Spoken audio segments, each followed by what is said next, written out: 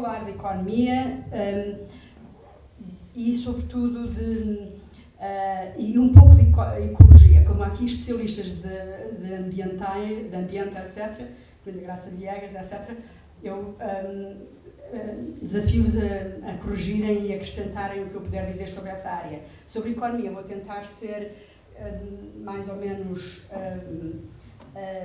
concisa e o que eu vou fazer, a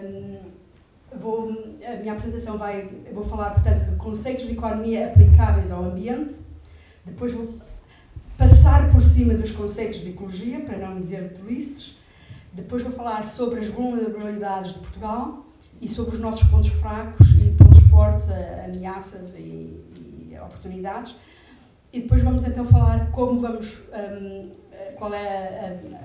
fazer a transição para uma economia verde e os próximos passos.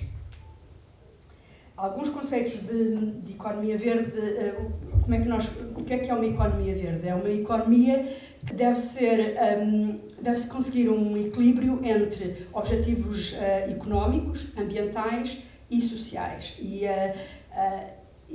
ser autossustentável no longo prazo. É o que em inglês chamam o triple bottom line. E então, que conceitos de economia são particularmente aplicáveis ao ambiente? O primeiro é o conceito mais básico de economia, que é a escassez de recursos. Não se pode ter tudo e, portanto, tudo tem que ser muito bem doseado, e a economia isso consegue-se através do que eu chamo de preço certo. Nós sabemos que, por exemplo, o uso da água, que é um bem essencial, e se for gratuita é estragada, é desperdiçada. Se tiver o preço certo, que é suficiente para as pessoas terem mais cuidado, a mesma consegue-se usar de uma forma mais eficiente. Depois há um conceito de bens públicos, que são aqueles bens que são de todos, mas não são de ninguém. E um dos exemplos, alguns exemplos, é de biodiversidade, a qualidade do ar, que é de todos, não é de ninguém.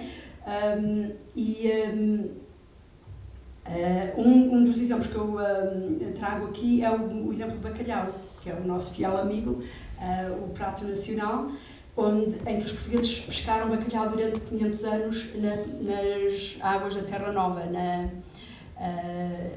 perto do Canadá. E onde vem o bacalhau que comemos hoje? Da Noruega. Porquê é que o bacalhau neste momento vem da Noruega? Porque durante aqueles 500 anos o bacalhau aguentou-se, porque a pesca era uma pesca mais ou menos artesanal, mas depois o bacalhau migra e começou a falhar e não sabia muito bem porquê. Os canadianos pensaram que era por ter a pesca estrangeira, então limitaram o acesso dos barcos estrangeiros aos portos canadianos em 1986. Mas eles próprios continuaram a pescar e com técnicas modernas quase de pesca industrial, portanto pescavam ainda bastante mais. Em 89, o bacalhau é um peixe que vive naquelas águas subárticas. Em 89, a Noruega começou a restringir fortemente a pesca de bacalhau. O Canadá, o ministro das Pescas do Canadá disse: não, nós não precisamos de fazer isso. O bacalhau vai voltar e não vamos mexer com a indústria do bacalhau. E então, o que é que aconteceu? Em 89 não fizeram nada, em 92 tiveram que fazer um moratório absoluto. Porque aqueles 3 anos foi o suficiente para a população do bacalhau se tornar inviável. Os biólogos aqui podem opinar sobre isso. Então, isto demonstra que cada pescador de pescaria é um exemplo da tragédia do bem comum. Cada pescador pesca ao máximo e acaba por prejudicar todos os outros, mas às vezes esse prejuízo só se vê a prazo. E também para não criticar muitos canadianos, não se sabia ao certo Qual era o problema? Portanto, isto é o problema da governação dos bens públicos, que nós encontramos há vários casos, mas eu achei que era bom trazermos um caso muito caseiro, muito importante para nós. Outro conceito económico é o conceito da sustentabilidade, que também há aqui médicas que podem também opinar. Os sistemas têm que ser autossustentáveis, que quer dizer, têm que autocorrigir-se, têm que ter uns ajustamentos automáticos ao longo prazo, e às vezes isso não acontece. Depois um outro conceito económico muito importante para a economia ambiental é o conceito das externalidades. As externalidades podem ser negativas e positivas. Um exemplo que se usa sempre é o exemplo do pomar e da exploração de mel. O senhor que tem o pomar beneficia das abelhas do vizinho. As abelhas do vizinho beneficiam das flores do pomar.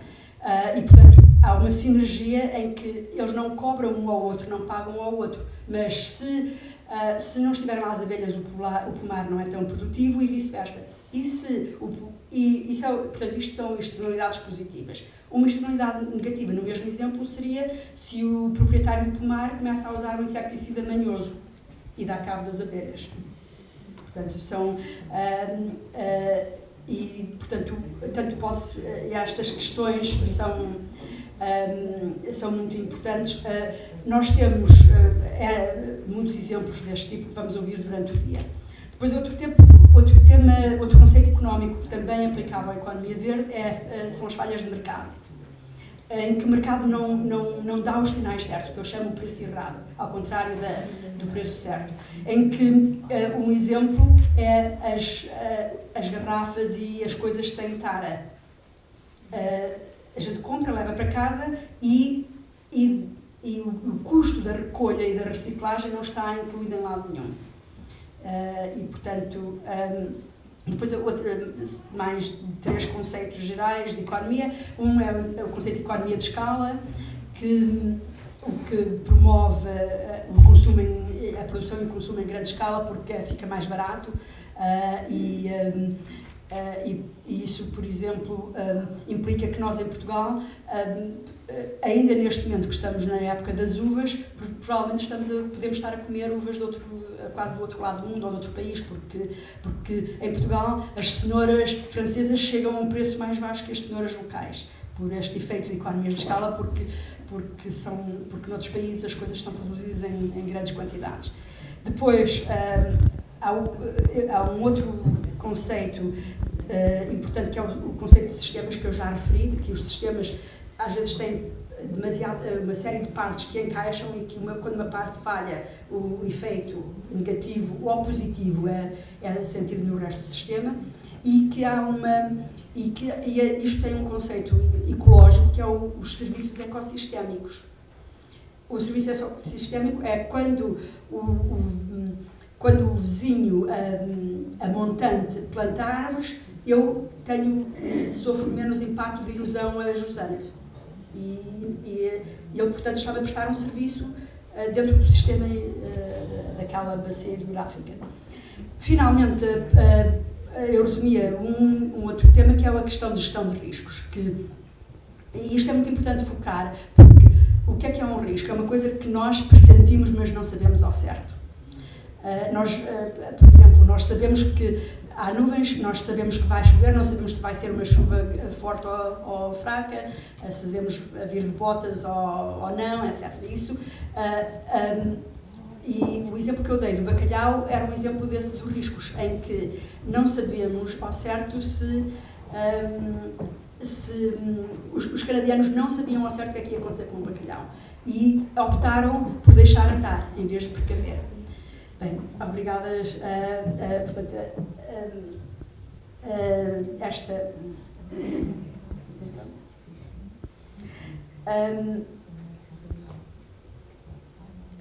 Desculpa. Não, então, agora, para os conceitos de ecologia, que eu vou tentar ir muito mais rápido para não dizer, para não me enganar.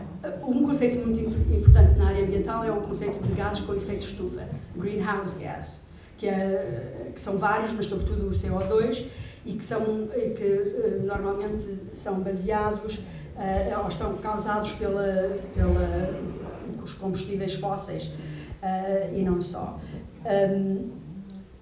Isto tem um efeito estufa que tem provocado o aquecimento global, que apesar de ainda ser um pouco polémico, o que nós sabemos é que as coisas estão a mudar e como no tal exemplo do bacalhau no Canadá, não sabemos ao certo, mas com certeza seria melhor nós precavermos, porque como nós sabemos o seguro morreu de velho, não é? Um exemplo, eu estive recentemente no Peru a trabalhar nesta área. No Peru, eles têm glaciares tropicais, que são a principal fonte de água potável, que já tiveram uma retração de entre 30% a 40%. Portanto, se não é pelo aquecimento global, é por outra coisa. O que é certo é que isto tem um impacto muito forte nas populações mais vulneráveis. E isso é o segundo ponto destes conceitos de ecologia, que é a vulnerabilidade das populações, porque nós temos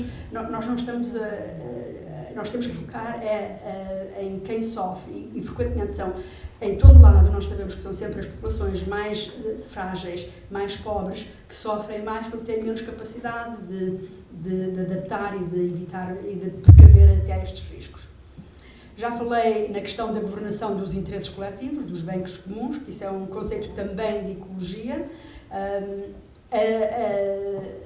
que em Portugal se vê não só vê-se no nível internacional na questão das cotas de pesca, mas em Portugal vê-se também numa questão muito própria em Portugal, que são os minifúndios. Como os terrenos em Portugal, sobretudo no norte de Portugal, estão em parcelas muito pequenas. Há sítios onde um terreno do tamanho desta sala já tem um proprietário muito cioso, mas que está só interessado nos seus interesses particulares, não nos interesses coletivos. Esta questão da governação é um problema grave, porque ou se impõe tudo desde cima, ou então é uma confusão, uma balda. Depois há a questão da segurança alimentar e da água potável, em que é preciso garantir recursos mínimos, os tais riscos ambientais e ecológicos, em que um dos elementos que frequentemente é preciso ver é que é preciso socializar os riscos, isto é, quem sofre os riscos não é quem os pode pagar, porque provavelmente só está a sofrer os riscos porque já é muito vulnerável. Depois, quatro coisas. Primeiro, o conceito de mitigação dos efeitos dos gases com efeitos estufa. Mitigação implica reduzir a produção desses gases, por exemplo, consumindo menos petróleo, menos combustíveis fósseis, e, portanto, substituindo com energias renováveis. Por exemplo, portanto, um projeto de energias renováveis é um projeto com um impacto positivo na mitigação. A adaptação é mesmo, eu não consigo reduzir os impactos, eu não consigo evitar este risco, vou ter que sobreviver, vou ter que aguentar, vou ter que melhorar a minha resistência. E isso e em alguns casos isso é porque eu não consigo alterar o que está a acontecer e vai tudo continuar com os mesmos problemas, o chamado business as usual. E, portanto, eu aí tenho que arranjar formas de ajudar as populações a resistirem, a tornarem-se mais resilientes. As populações e os seus ecossistemas em que estão integrados, como, por exemplo, através de um exemplo de adaptação histórico da história de Portugal foi a plantação do pinhal nas dunas, para segurar as dunas. Portugal é um problema, é evidente que já no tempo de Dom Dinis tínhamos um problema de erosão costeira. E depois, claro, haverá, eu acho que outras pessoas vão falar, os 3 R's de reutilizar, reciclar e reduzir, reabilitar. Há uma série de R's que são essenciais. Portanto, resumindo, para a economia verde, temos de trabalhar para a mitigação e a redução direta das emissões, descarbonizar priorizar o crescimento futuro, quer dizer, orientar a nossa economia para que necessite de menos emissões para crescer e tentar adaptar-nos aos riscos que não podemos evitar. Porque Portugal é, de facto, considerado um dos países mais vulneráveis a nível europeu ao câmbio climático. Eu estou a usar a palavra espanhola, porque tive 2 semanas a falar espanhol, mas já às alterações climáticas, ao aquecimento global. Então, felizmente estamos a aumentar as energias renováveis, que estão a ser cada vez mais importantes, mas temos um déficit de energia muito elevado, são cerca de 6 mil milhões de euros ano. Portanto, parte do nosso problema de balança de pagamentos tem a ver com a importação de energias fósseis. Portanto, tudo o que nós pudermos substituir com energia solar ajuda-nos também em termos de estabilidade, de prosperidade económica. Vamos ver que a sustentabilidade rima com prosperidade. Isso é importante recordar. Depois, estamos sujeitos a elevados riscos climáticos, com a erosão da orla costeira, as pequenas praias que podem praticamente desaparecer. Eu vi uma nota de que na Caparica, que é uma praia grande e nem é das mais vulneráveis, andaram a pôr areia que já desapareceu, portanto o mar, a água do mar tem uma força que os portugueses historicamente conheciam muito bem, não é? O nosso Adamastor. Diz-se que as temperaturas em Portugal têm estado a aumentar ao dobro do ritmo mundial e que nós podemos estar sujeitos a climas mais extremos, como tivemos agora, assim, pequenas chuvadas muito concentradas, exatamente, chover um pouco todos os dias, haver grandes cargas de água em pouco tempo, e isso são sintomas também das alterações climáticas. E devemos recordar que nós estamos na fronteira da desertificação, em que a desertificação do Sahel, do Saara para a norte, também apanha uma parte da Europa do Sul, e inclusive a área, a Ibéria. E, portanto, temos alguns dos nossos setores económicos que são muito dependentes do ambiente, nomeadamente o turismo, que representa cerca de 10% do PIB, a floresta, que representa uma pequena porcentagem do PIB, mas uma grande porcentagem da exportação. Só para fixar aqui os números, nós estamos a falar em 6,2 mil milhões de importações de combustíveis fósseis e exportações de 3,8 mil milhões de papel, cortiça e outros produtos da floresta. Portanto, pensem que, para as pessoas que vieram aqui de carros e fizeram aquelas voltas a mais à volta das rotundas de Monsanto, quantas resmas de papel se têm que exportar para pagar as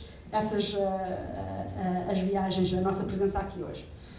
E, portanto, como somos um país climático vulnerável, em que o que é que caracteriza um país vulnerável? É um que sofre os efeitos do que os outros estão a fazer. Mas eu não posso evitar que o resto da Europa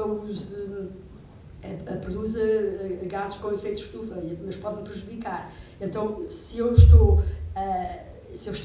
a jusante destes impactos, eu devo procurar adaptar-me, não só principalmente. Porque, de facto, os países não são todos iguais e, em termos dos gases de efeito de estufa, Portugal nem é dos mais poluentes em termos de per capita, que é aqui a coluna da esquerda. Há uma série de países, nós estamos bastante abaixo da média europeia em termos da poluição per capita, em termos de gases de efeito de estufa. Já em termos do PIB, nós estamos mais ou menos na média.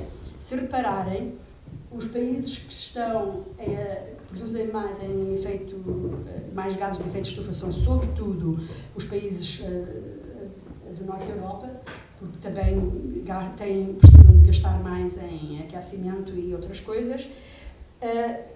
Em termos do PIB, os países que contribuem mais são os países pobres, porque eles têm que gastar, eles produzem gases mesmo que a economia não seja muito produtiva. E estamos nesta fase agora que não sabemos exatamente o que vai acontecer, mas sabemos que há coisas que vão acontecer por exemplo, este caso aqui no Peru do degelo dos glaciares já estão indicadas. Uma das coisas que um outro indicador que encontrei é este mapa, que é um bocadinho assustador, que é os países que vão estar bastante mais quentes, estão a vermelho e cor-de-rosa, e os países que vão estar onde vai haver melhores colheitas, porque vão estar mais quentes e, portanto, vão ter melhores condições de cultivo, incluindo o Norte da Europa. Eu estive recentemente numa quinta no Alentejo, em Odmira, uma grande herdade, onde a última colheita de couve chinesa ficou no campo, ficou no terreno. Porquê? Porque a primavera chegou cedo no Norte da Europa, na Escandinávia. Como a primavera chegou cedo na Escandinávia, já não precisaram da última colheita de couve chinesa do Alentejo.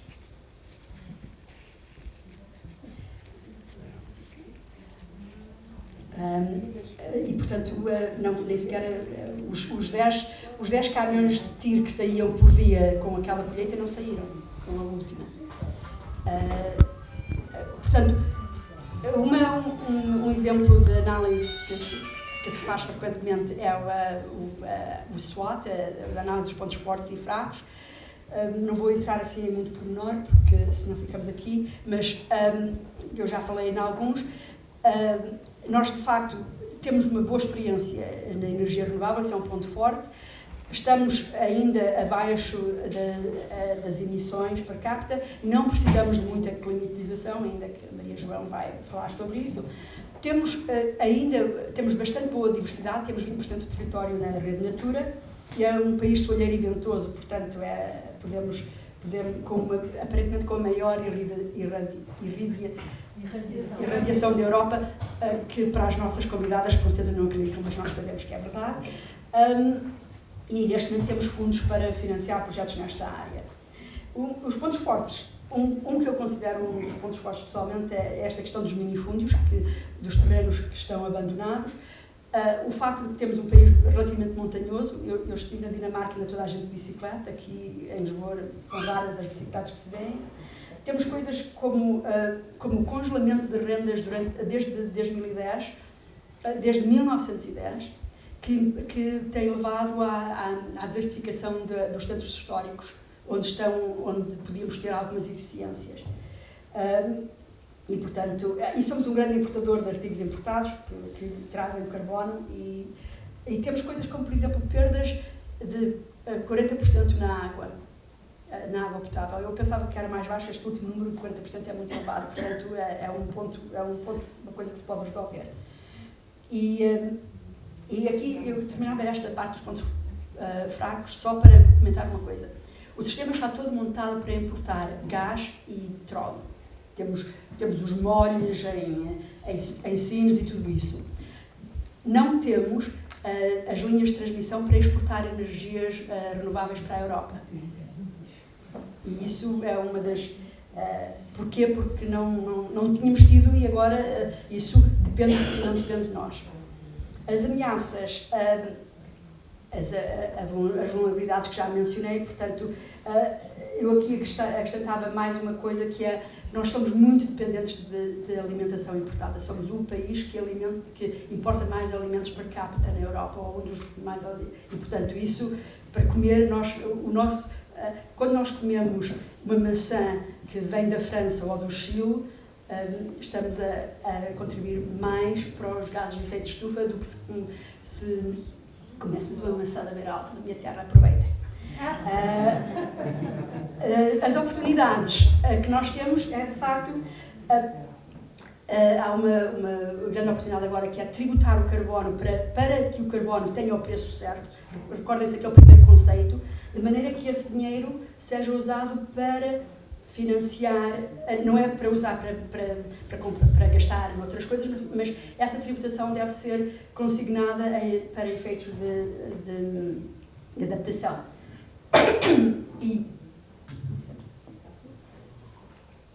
Mariana, eu pedi para ser breve agora. Ok, muito bem. Então, eu Depois vamos, algumas coisas eu já falei aqui, vou só dar um exemplo.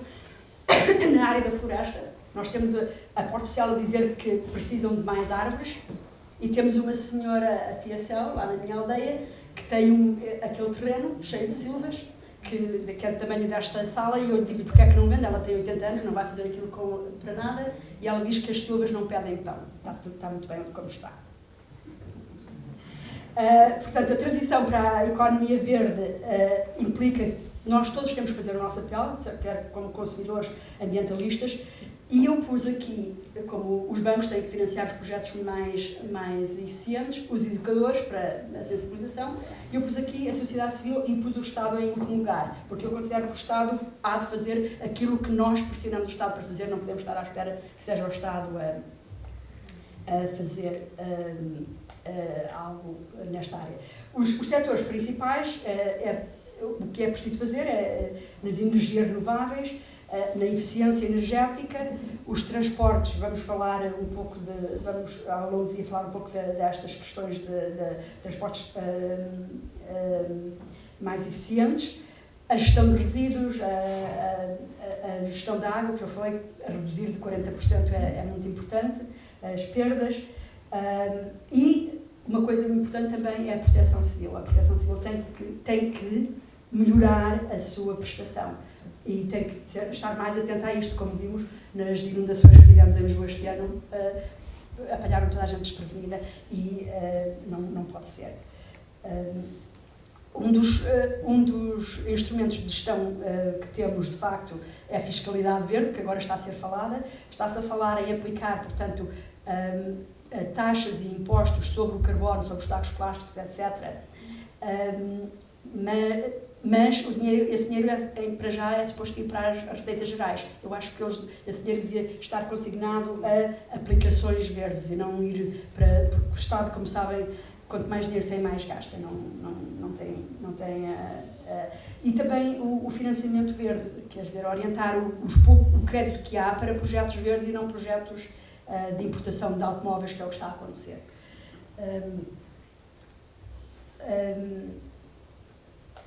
Nos transportes, claro, nós sabemos que os transportes não são todos iguais. Nós todos viemos aqui hoje de carro porque aqui nem sequer há transportes públicos. Porquê? Porque não tem economias de escala para sustentar um autocarro. Só para recordar que um dos elementos de economia deles que está previsto é o subsídio ao abate de carros. Esse subsídio vai gerar é um subsídio que, em princípio, poderá custar 13 mil milhões de euros, mas se as pessoas substituírem o carro, como o carro é um veículo de impostos, sobretudo, isso vai gerar imensa receita nova para o Estado. Eu achava que o subsídio deve ser pago em passos sociais. Se as pessoas estão a desfazer-se de um carro antigo, que utilizem transportes públicos. Se eu vou subsidiar alguém para se desfazer de um carro, então eu subsidio, desde que esse subsídio seja utilizado para reorientar as práticas para transportes públicos. Portanto, há aqui muito espaço, falando dos próximos passos, há muitas coisas a fazer, que eu não vou entrar agora em pormenor, porque já referi algumas. Eu queria só referir que um dos conceitos básicos que eu falei de início é o utilizador-pagador. E eu só queria comentar aqui, tenho aqui uma série de sugestões muito específicas, mas há 3 formas de pagar a sustentabilidade. Ou o utilizador paga ele próprio, o utilizador-pagador, poluidor-pagador, às vezes não se consegue que pague, ou não se pode porque a pessoa é muito pobre, ou os contribuintes subsidiam, ou então há um subsídio cruzado. Por exemplo, quer dizer, outro consumidor paga para, por exemplo, no Peru eu encontrei uma seguradora que pôs uma sobretaxa pequenina no seguro automóvel para subsidiar a plantação de árvores nas populações mais pobres. Portanto, só para comentar, portanto, comprar local, usar sacos reutilizáveis, procurar trabalhos com um impacto positivo, que eu chamo de trabalhar para o verde. Nós temos alguns setores que têm falta de pessoas, por exemplo, a agricultura são áreas que neste momento estão a precisar de uma renovação. E depois, como nós vamos ouvir durante o dia sobre uma série de projetos, incluindo projetos de ser optimista nesta área. Obrigada.